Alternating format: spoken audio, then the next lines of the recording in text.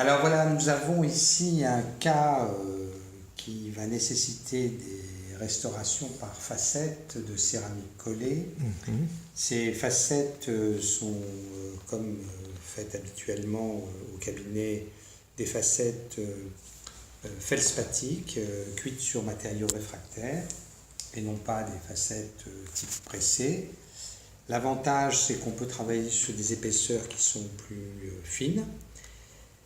Le titre qui est marqué sur cette diapositive, c'est qu'on comprend la cause de ces usures qui est liée à une parafonction importante. C'est une patiente de 60 ans.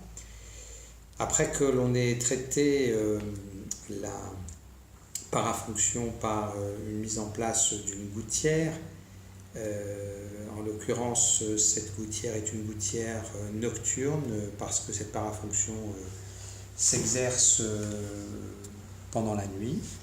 Eh bien, on se rend compte qu'on peut maîtriser les conséquences à moyen terme, c'est-à-dire limiter considérablement le risque d'usure.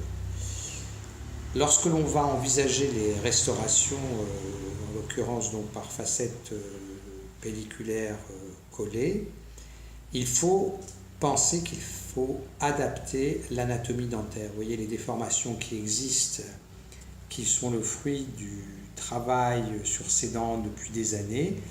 Et donc on va restaurer à la fois l'esthétique, mais on va aussi restaurer la fonction.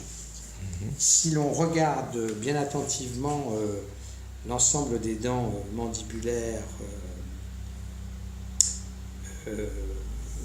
du secteur antérieur, on se rend compte que la dent numéro 32, c'est-à-dire l'incisive latérale gauche, du fait de sa position, a subi moins de déformations, moins d'usure que les autres dents, en particulier les canines ou les incisives centrales. Là, on voit finalement les conséquences directes de cette parafonction qui s'est exercée pendant des années.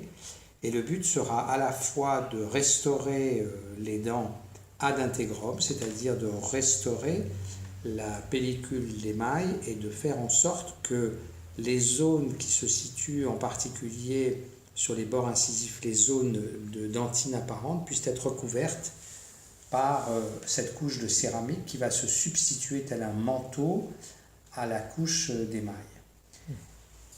Ça, c'est avant la réalisation des facettes, et on va voir maintenant, par un jeu de miroir, ce qui se passe au niveau de la réalisation des facettes. Alors, on peut constater qu'on a restauré ce cas avec un objectif premier de restaurer la fonction, et c'est pour ça qu'on a maintenant une anatomie qui est plus favorable à une fonction qui serait meilleure, c'est-à-dire sans ces déformations.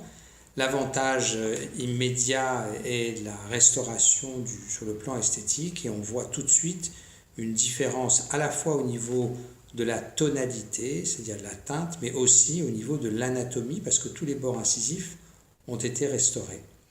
Vous remarquerez aussi qu'on reste le maximum dans l'émail et que l'on a respecté l'inclinaison et la position de chacune des dents qui se trouvent sur l'arcade.